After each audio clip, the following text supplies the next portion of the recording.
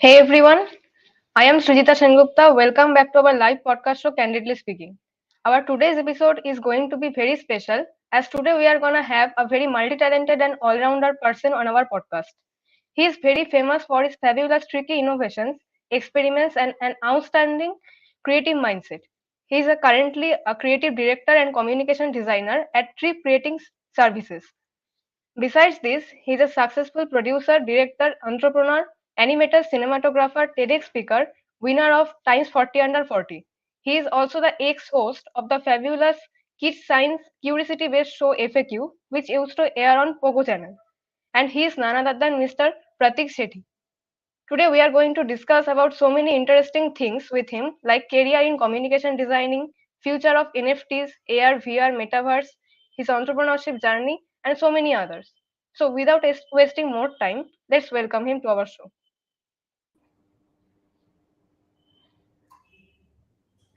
Hey Hi, Prateek, how are you doing?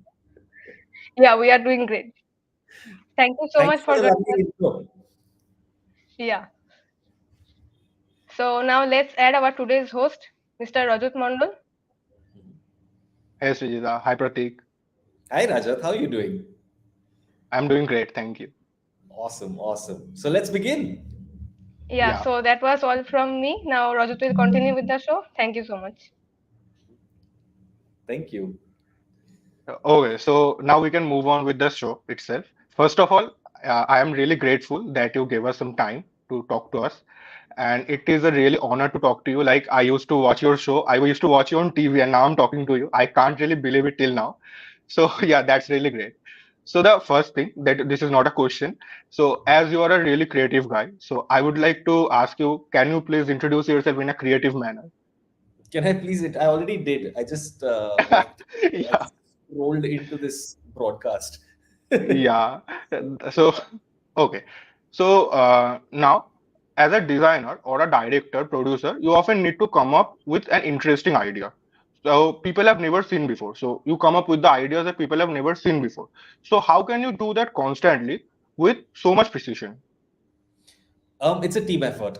It's not just me. I have a lovely team, and I have very talented people working for me. We select great people to work with as well beyond the team. So depending on the constraints of the project, we try and give our clients or our project the best possible.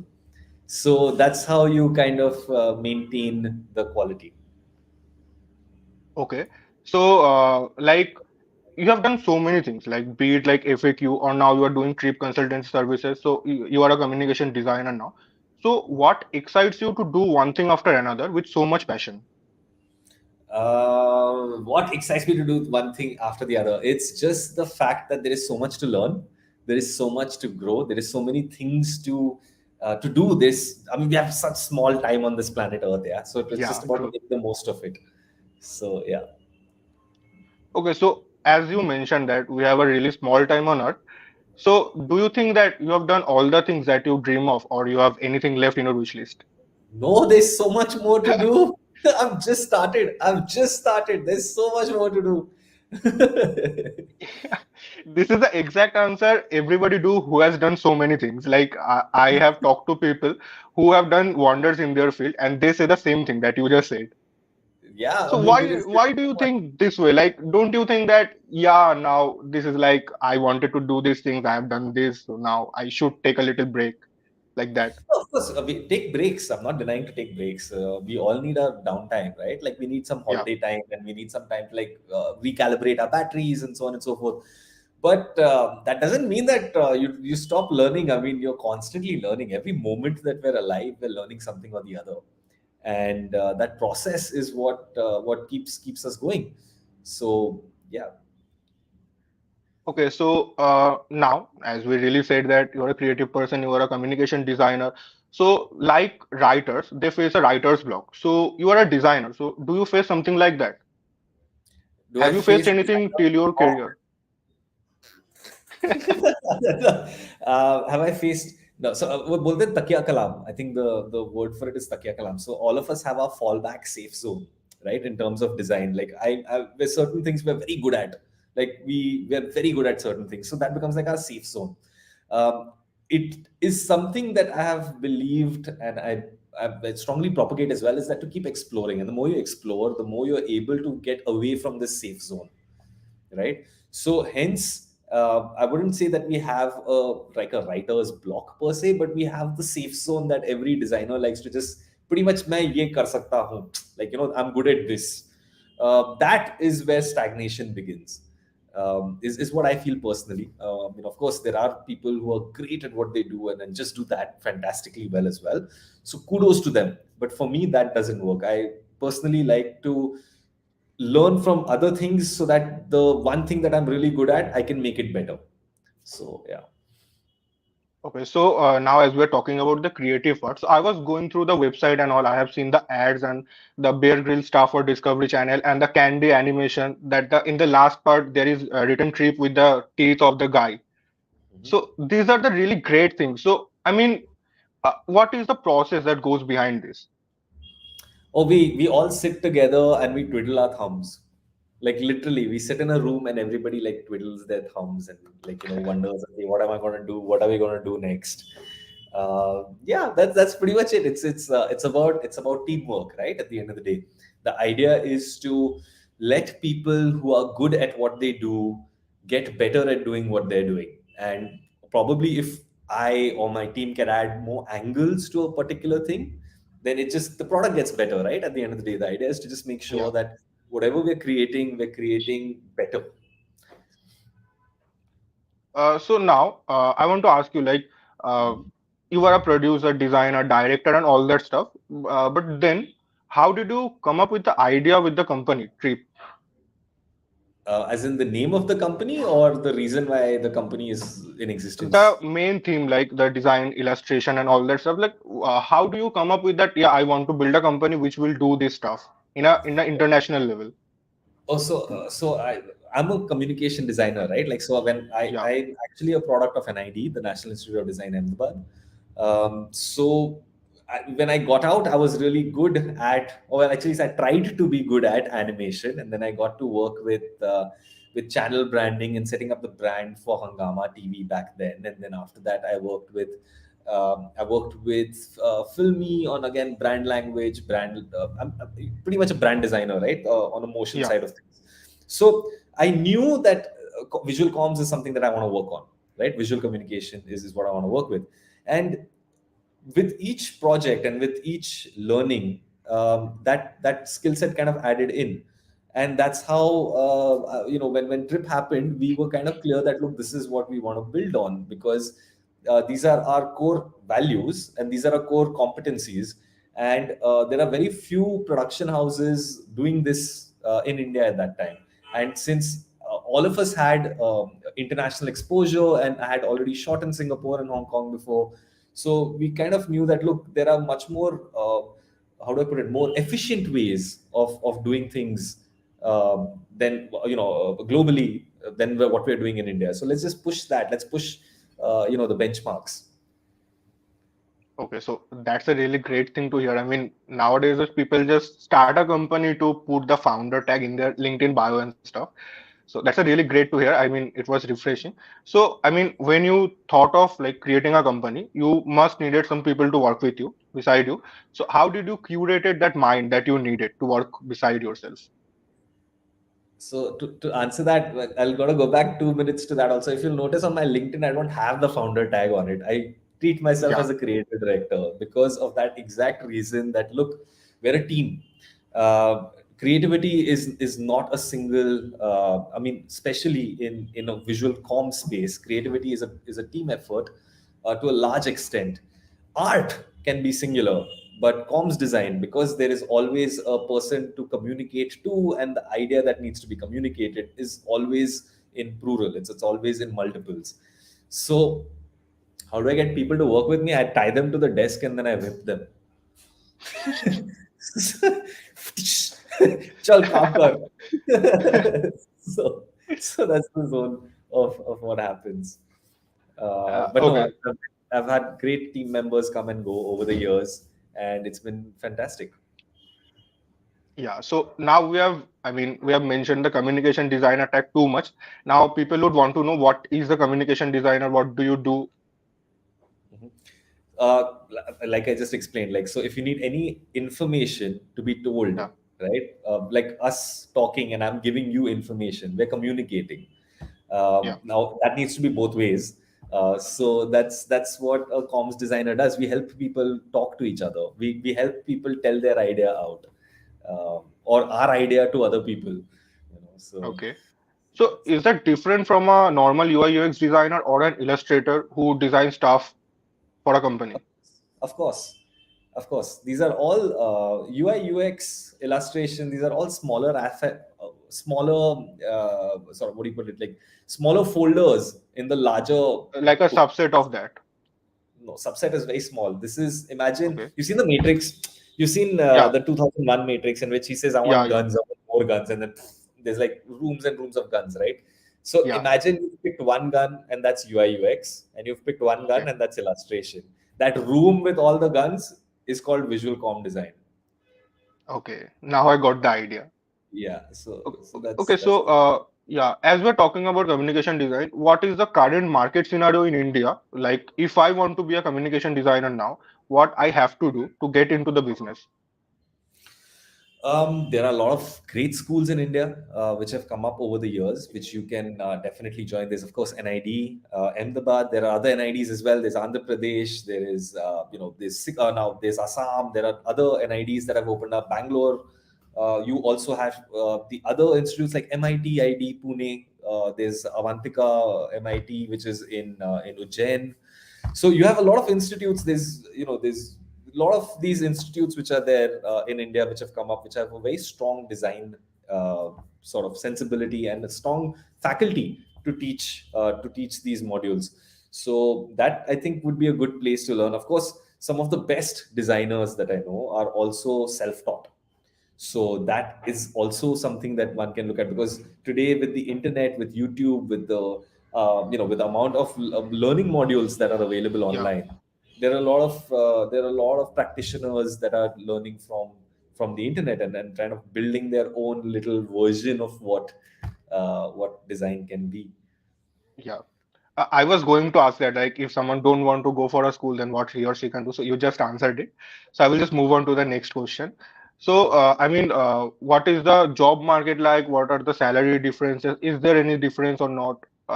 Can you tell us a little bit about that? Job market is fantastic. Job market will always be fantastic for services in India, because we're a service based nation. Yeah. Salary differences in what sense? Like salary, are we comparing it to something what No, one not as comparing. I mean, it's like a good standard, that kind of thing. so like I said, we're a services-based nation, so you're not Yeah, definitely going to be at par with the kind of remuneration that you get in Europe, for example. yeah, true. But having said that, that's also a good thing. See, what ends up happening is that our cost of living in India is Yeah, way easier than that of Europe, true. right? Out here, people, if they achieve a certain level, can live like kings if they want to, which in other countries is just not possible. So the long and short of it is that we're in a very good space as a country which is developing, and Yeah, a growing country is a good sign. okay. So now, like, if you are hiring a communication designer for your team, what are the key skills that you will look into that person? Whether they like to dip their medu vada in the sambar, or they like it outside. Do they have ketchup with their fries, or do they eat mustard with their fries? Do they have fries? Yeah, these are the kind of questions that really boggle us when we're looking for talent. Okay. So now, as we have talked about the your company part and your communication design, so let's take a step back and let's get back to NFT and all that stuff. I heard somewhere that you really like that stuff. So if you have to describe NFT to a person who don't even know Web3 and blockchain, how will you do it? Like, I don't know it. So if you can describe it in a So just think of NFT as a digital asset. It's It's as simple as that. It's a digital asset which can not be replicated, because you have the source code, which will always be put into a ledger, like a notebook. तो मतलब think of it like a digital asset जिसका एक जो number है, जो एक उसका Yeah. Number है, वो कोई कॉपी नहीं कर सकता. It's Okay. as simple as that. Okay. It's as simple as that. Okay. So now, can you tell us a little bit about the future of NFT in India? Like the prices were decreasing. I heard that. So, like, So what will happen see, in future? NFTs are a very small part of a larger picture that is developing here right now, right? Like, so we're trying to get into the Web3 world, like you said. Now, in Web3, what we need to look at is we're heading to the next phase of the internet. We're Yeah. heading to the next phase of interactions. We're heading to the next phase Yeah. of transactions, right? And these are not just monetary transactions; these are also transactions between you and me, and so on and so forth, and things like that. So, sorry, excuse me. So from that perspective, what really Yeah. matters is that we need to be wary, and we need to be excitable about the fact that there is a future which is coming, and that future, building blocks are being made right now. So when you say what is the Okay. future of NFTs, it's great. As long as cryptocurrencies will last, NFTs, Web3, Web5, Web6, whatever, blockchains, Yeah. your ledgers will continue. So it's as simple as that. I Okay. mean, So, it's not simple. It's fairly complicated, but bottom line is yeah. the building blocks are being built right now. Okay. As you mentioned, Wave 5, so the Twitter founder, I mean, the guy who created Twitter, he announced that. So, will that affect in any way the Web 3.0 and the blockchain market? Not directly, not yet, not yet. There is it's an adaptation process. It's a very simple thing, as how in India it took us so long to get to 5G, Yeah. right? 5G Yeah. has been available in Japan and in certain parts of I mean in other countries for a while now, but it came to India when it did. So similarly, it's an adaptation process, right? Like, so it takes time to adopt technologies and newer technologies, because they're behemoths of old technology that needs to be replaced. Yeah. Sorry, excuse me. Massive No cough. problem, no problem. Not a problem. So, as we're talking about NFT and stuff, so I also heard that you like AR, VR, and Metaverse. So, can you give us a little bit information about that? Like, yeah, there are So, some rumors and articles about Mark Zuckerberg, including $1 billion or something in the metaverse industry. dude, all of that though is all hype, and a lot Yeah, of hype. But again, coming back to the conversation of the metaverse, there is a lot of things possible. What's happening is, uh, it is the dawn. Okay, like this is like the early days of the internet. So in the internet earlier, there was suddenly like information could be shared from across the world, right? When the yeah, internet first, we were like, oh wow, I'm seeing videos from UK, I'm seeing emails, going even further back. And before yeah, emails, like even going further back, like there was information that could be taken, data that could happen via even closed networks. But the larger picture here is that metaverse is another stepping stone in evolution, in which we're being able to build immersive experiences in XR, which is AR, VR, blah blah blah, all these things put in, but it's an experience that is happening, right?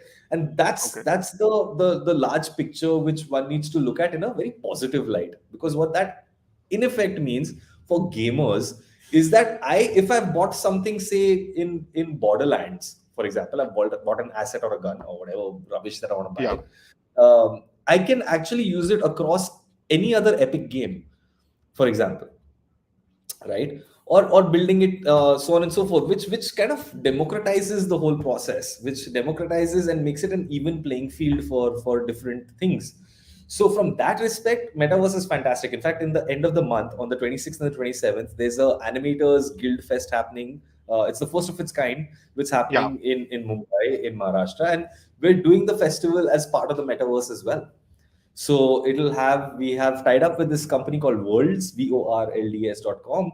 So those guys are building the metaverse for us. And, these guys, the festival is agifest.com, agifest.com, right? So igfs.com. And it's happening. So the festival is going to happen on ground, which is in Bombay. It's going to happen Okay. on digital, which is like us right now on the internet, and it's going to happen in the metaverse on Worlds. So, Yeah. That's really great to hear. Like we're adapting new technologies and all. But as you mentioned that we have to think it like the early stages of internet. But I mean, it can be a little bit negative question, but I can't help myself but asking. So in the early stage, like in 2002, there was a market crash, and for that, everybody, I mean, who has invested in that lost their money, lost their jobs and all. So like, is it a possibility that something that like that would happen? see, there are going to be crashes. Let's be honest. Where there is a Yeah. speculative market, there is going to be crashing. And this is the same with stocks. This is the same with cryptocurrency. This is the same with anywhere where you trade. Yeah. Trading, wherever there's speculation, there is a crash that you have to expect, right? So that's why they have these massive disclaimers saying, ki, like, offer documents, padhiye, blah blah blah blah blah, before investing. Yeah. You also need to know the Cyril, the you know the oh wow, I've forgotten the name of the score. But each company which you're investing in, they have a score, right? They have a financial strength score, and you look at those scores, right, before you invest in them. So if you're saying that will the market crash happen again, of course it will happen. Of course it will. But you have to True. plan accordingly, right? You have to plan accordingly. Okay, so now, as you mentioned, the Animators Guild. So you are a chief gargoyle there. I mean, I don't know if I pronounced it right or not. So what is it? I mean, can you please explain it? I mean, I don't understand what is it. So a gargoyle, besides other things, they used to be obviously. But the funny answer to that is, in the olden days when they made buildings, right? They used to construct buildings, and upar chhat mein se jab pani niche girta tha, when the water used to Yeah, come down, it used to come on the edge of the wall and then destroy all the paint of the wall. So they used to put a little sort of a sort of an extension on the corner of the building, so that the water would not fall on the wall but fall ahead, right? yeah, And yeah, because this used to look ugly, they used to put little demons on top, right? yeah. And then the water used to go through that. It used to make a gargling sound, like that is a gargoyle.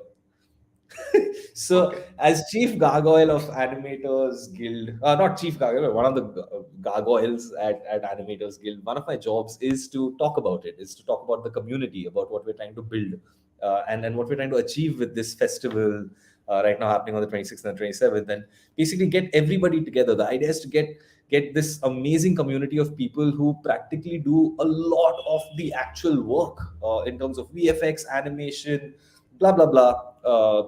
There's also gaming. There's all of this requires animation, right? So the idea is to get them all together, and get our Indian community together as well as part of this, and just do great things. Give us a sort of the idea is to, again, to showcase the great Indian work that is being done by yeah. Indians. So yeah. So is it like a Comic Con for animators? It's not a Comic Con.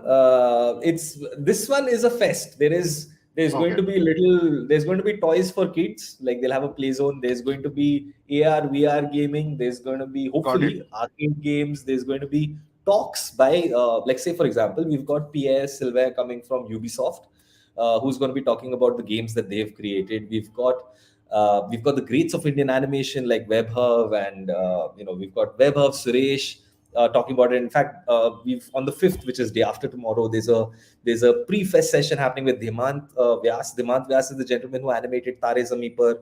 He's the one who animated, if you've seen Nick Park, Shaun the Sheep, he's been one of the animators on that.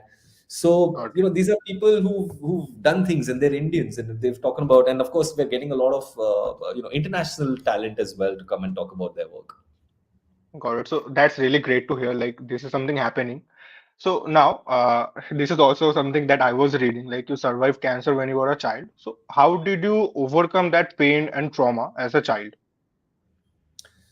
It was not easy, but I was lucky enough to have a loving family, and a very loving set of friends, and teachers who helped out as much as they could. So overall, it was a group effort. It was not just me who was able to handle it alone.